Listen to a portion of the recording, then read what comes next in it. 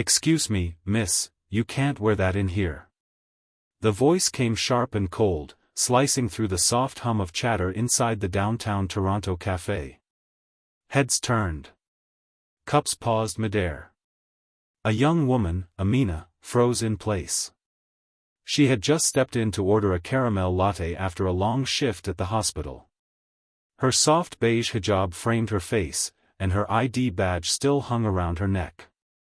But now, standing behind the counter was Tara, the assistant manager, arms folded, lips curled with disgust.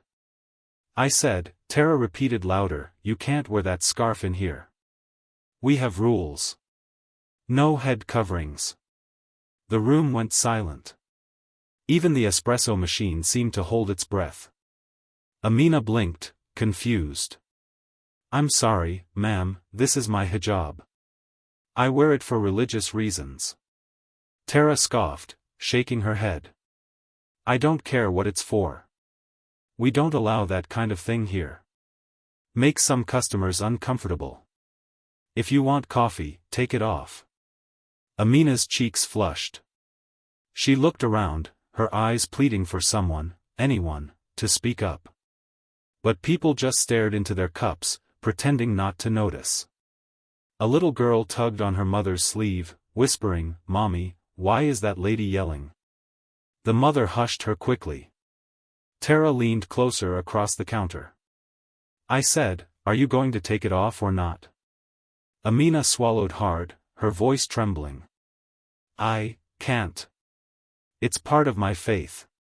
"Then get out," Tara snapped. "We serve coffee, not culture lessons."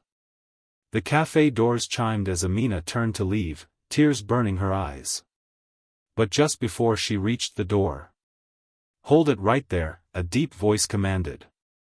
Everyone turned. The cafe's general manager, Mr. Reed, had just walked in, holding a clipboard. His eyes narrowed as he saw Amina's tear-streaked face and the tension in the air. "What's going on here?" he asked sharply. Tara straightened, trying to sound calm. "Oh, nothing, sir.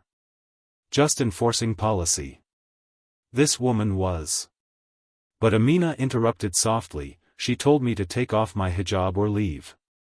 The room fell silent again. Mr. Reed's face darkened, not with confusion, but with fury. "Is that true?" he asked Tara. Well, yes, but it's just company image. We can't." "Stop," he said firmly.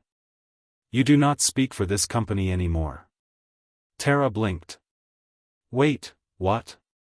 He turned toward Amina. "Ma'am, I am so sorry. That is not who we are. You're welcome here." In fact, he looked at the stunned customers, "Anyone who disrespects someone's faith is not welcome in my cafe." Gasps rippled through the crowd. Tara's jaw dropped. "You're firing me? For telling the truth?" Mr. Reed stepped closer. "No. I'm firing you for embarrassing this business and humiliating an innocent woman in public." Gasps rippled through the crowd. Tara's jaw dropped. "You're firing me? For telling the truth?" Mr. Reed stepped closer. "No. I'm firing you for embarrassing this business and humiliating an innocent woman in public." The cafe erupted in murmurs. Phones came out, customers were recording. But just as Mr. Reed began to comfort Amina, a tall man in a suit stepped out from one of the corner booths.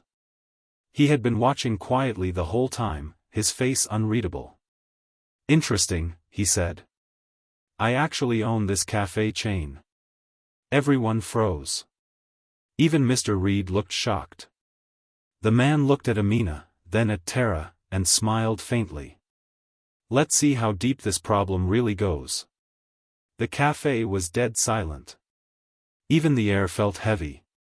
The man in the suit stepped forward, his shoes echoing on the tiled floor. His presence commanded respect, tall, calm, and serious. Mr. Reed, the manager, straightened up nervously. "Sir. Mr. Patel? I didn't know you were visiting today." Mr. Patel nodded slowly, his gaze still locked on Tara, the assistant manager who had just humiliated Amina. "I like to visit unannounced," he said. "It helps me see how our real values are being practiced." Tara's confidence began to crumble.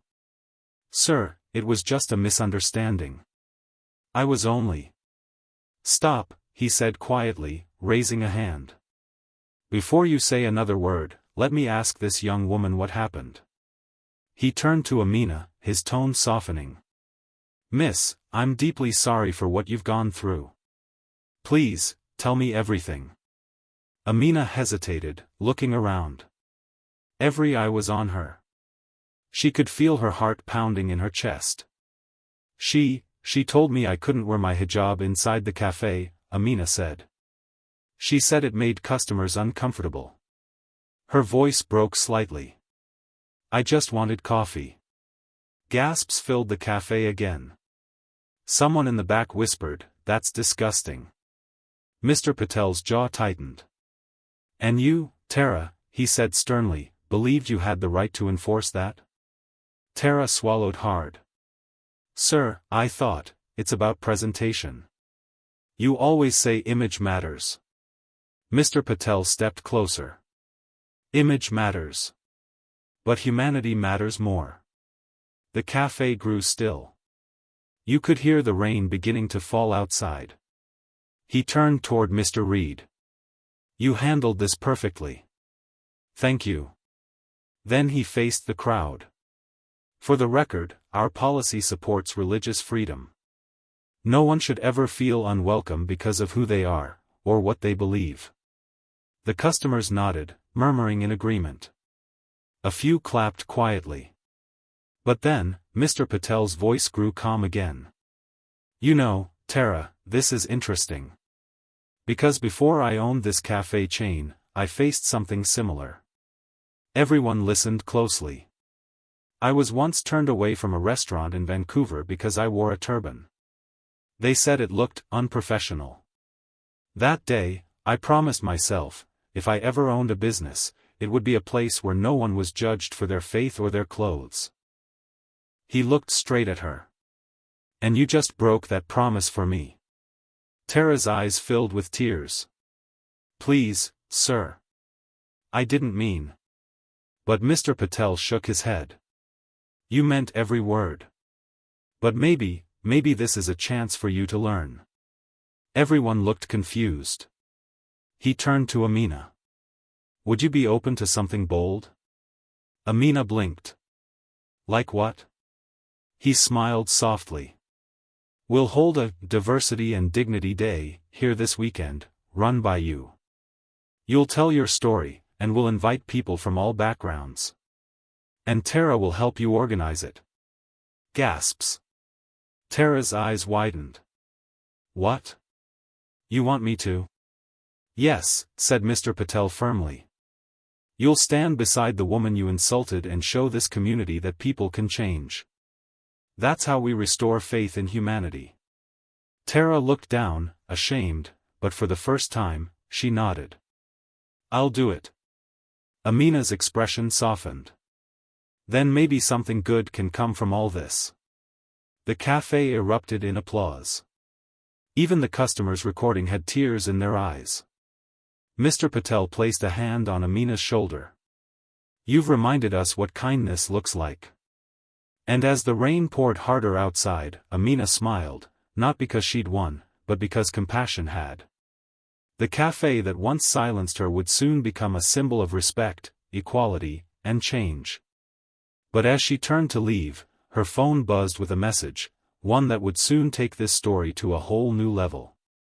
She looked down, her eyes widening. The sender's name? Canadian Human Rights Commission.